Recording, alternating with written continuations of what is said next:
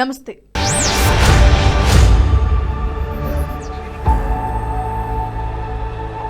అయోధ్య రామాలయ నిర్మాణం పూర్తయింది.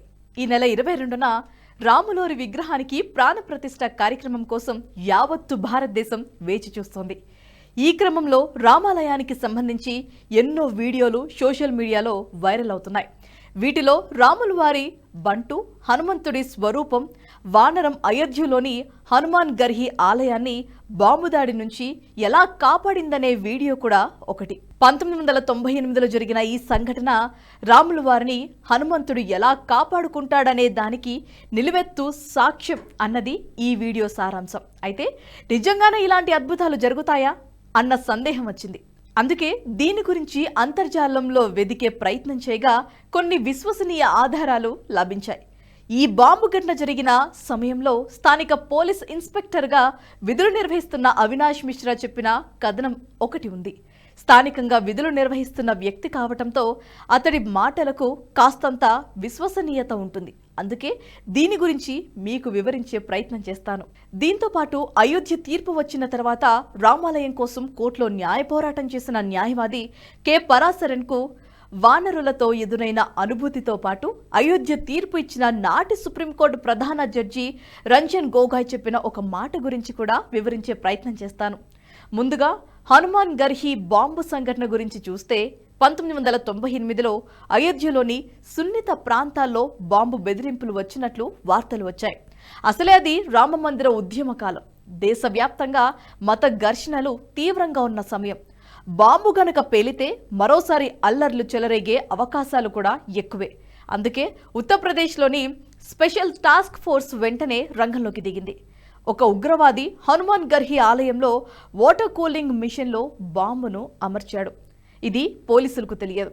అయితే బాంబు బెదిరింపుల వార్తల నేపథ్యంలో ఎస్టీఎఫ్ బృందాలు హనుమాన్ గర్హి ఆలయంలోకి ప్రవేశించింది. ఈ బృందానికి అవినాష్ మిశ్రా నాయకత్వం వహించారు. ఆలయంలో పూర్తిగా వెదికారు, కానీ బాంబు దొరకలేదు. ఒకవైపు ఎస్టీఎఫ్ బృందం బాంబు సర్చింగ్ చేస్తూ ఉండగా మరోవైపు బాంబును అమర్చిన ఉగ్రవాదిని పట్టుకొని ఎక్కడెక్కడ అమర్చాడో విచారిస్తోంది. అయితే ఆలయంలో సర్చింగ్ చేస్తున్న అవినాష్ మిశ్రా బృందానికి ఒక వానరం అనుమానంగా కనిపించింది. ఎలక్ట్రిక్ వైర్ను నోట్లో పెట్టుకొని నములుతూ ఉంది.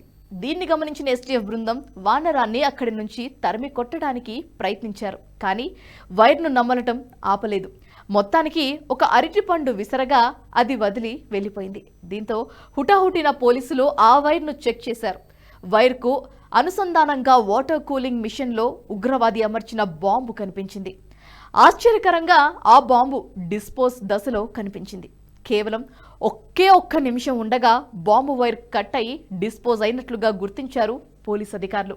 దీంతో త్రుటిలో పెను ప్రమాదం తప్పిందని ఎస్టీఎఫ్ అధికారులు భావించారు. ఆ రోజు అంత పెద్ద ప్రమాదం తప్పడానికి ఆ వానరమే కారణమని అవినాష్ మిశ్రా అన్నారు. నాడు అక్కడ బాంబు గనక పేలి ఉంటే యూపీతో పాటు దేశంలో మరికొన్ని ప్రాంతాల్లో అల్లర్లు బాగా జరిగేవి. మతాల మధ్య ఘర్షణలో పదుల సంఖ్యలో మరణాలు కూడా సంభవించేది. కానీ ఒక్క వానరం వల్ల ఈ ప్రమాదం జరగకుండా ఆగిపోయింది. మొదట్లో ఈ విషయం గురించి ఏ పేపర్లో ప్రచురించకపోయినా ఆ తర్వాత జాతీయ మీడియాలో కథనాలు వచ్చాయి. దీనిపై ఒక సినిమా కూడా నిర్మితమైంది.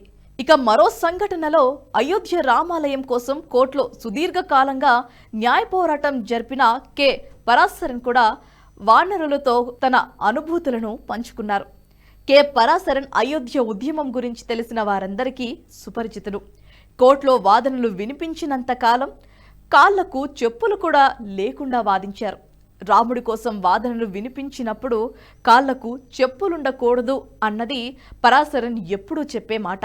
అంతేకాదు, అతడి వయసు రీత్యా కూర్చొని వాదించమని జడ్జిలు సలహాలిచ్చినా తన రాముడి కోసం నిలబడే వాదించిన వ్యక్తి. బాలరాముడి మందిరం పోరాటానికి తానే రాముడికి చిన్ననాటి స్నేహితుడనని మెలికపెట్టి వాదనను వినిపించి విజయం సాధించిన వ్యక్తి. అటువంటి వారు 2019 నవంబర్ 29న ఓ విద్యా సంస్థ నిర్వహించిన సదస్సులో ప్రసంగిస్తూ కొన్ని వ్యాఖ్యలు చేశారు. అయోధ్య తీర్పు శనివారం వచ్చిందని, సోమవారం సాయంత్రం దాదాపు 8:45 సమయంలో తన బిల్డింగ్ టెర్రస్ పై దాదాపు 20 నుంచి 30 వానరాలు వచ్చాయని తెలిపారు. అవన్నీ ఉత్సాహంతో ఆడుకుంటూ ఎగురుతూ కనిపించాయని చెప్పారు. వాటిని చూసి తాను ఆశ్చర్యపోయానని అన్నారు. అది వానరాలు వచ్చే సమయమే కాదని, కానీ అన్ని వానరాలను చూసి ఆశ్చర్యపోయానని చెప్పారు. వాటి ఉత్సాహంతో పక్కనే ఉన్న మునగ చెట్టు కొమ్మల్లో చాలా వరకు విరిగిపోయాయని కూడా తెలిపారు.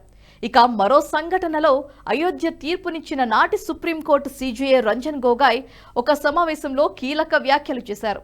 రామాలయంపై 40 రోజుల సుదీర్ఘ వాదనలు కొనసాగాయని, ఆ సమయంలో వాదనలకు ఎన్నో అడ్డంకులు కూడా వచ్చాయన్నారు. దీన్ని వాయిదాలు వేసి పొడిగించడానికి ప్రయత్నాలు జరిగాయని తెలిపారు. రామాలయంపై వాదనలు వినటం సాధారణ కేసుల్లాంటిది కాదని, ఇది దేశవ్యాప్తంగా ప్రభావితం చూపుతుందని అన్నారు. ప్రతిదీ పరిశీలించాల్సి రావటం, వాదనలు పూర్తిగా వినాల్సి రావటం వంటి ఇబ్బందులు కూడా తలెత్తాయన్నారు. ఈ సమయంలో తాను ఎంతో భావోద్వేగానికి గురయ్యానని తెలిపారు. కొన్ని సందర్భాల్లో కోర్టుకు వెళ్లేందుకు కూడా నిరాకరించానని, కానీ తప్పనిసరి పరిస్థితుల్లో వెళ్లాల్సి వచ్చిందని కూడా తెలిపారు. ఇంతటి భావోద్వేగ పరిస్థితుల్లో తమను ఏదో దైవిక శక్తి నడిపించిందని నమ్ముతున్నానని కూడా అన్నారు. అయితే ఇటువంటివన్నీ నమ్మేవారు నమ్మవచ్చు, లేకపోతే నమ్మకపోవచ్చు.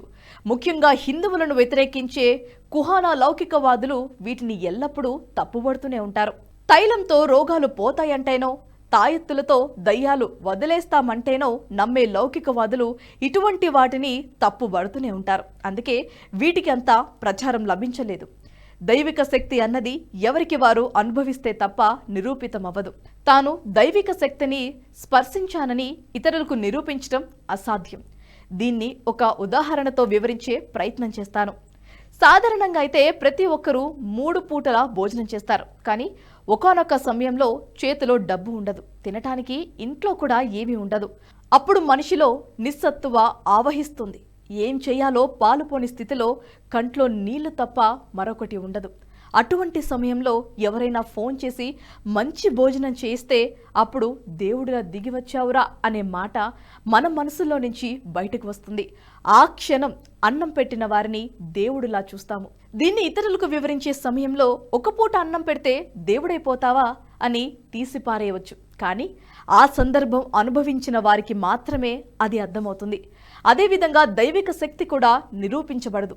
ఎవరి నమ్మకాలను వారికి వదిలివేయాలి. ప్రస్తుతం మనం చెప్పుకున్న 3 సందర్భాల్లోనూ హనుమాన్ గర్హి ఆలయంలో ఉగ్రవాదులు అమర్చిన బాంబు వైర్ను వానరం కొరికి డిస్పోజ్ చేసిందనే వార్త ఉంది. సాధారణంగా వానరాలు దొరికిన వాటిని కొరికేస్తాయి. అలాగే ఈ వైరును కూడా కొరికిందని అనుకోవచ్చు.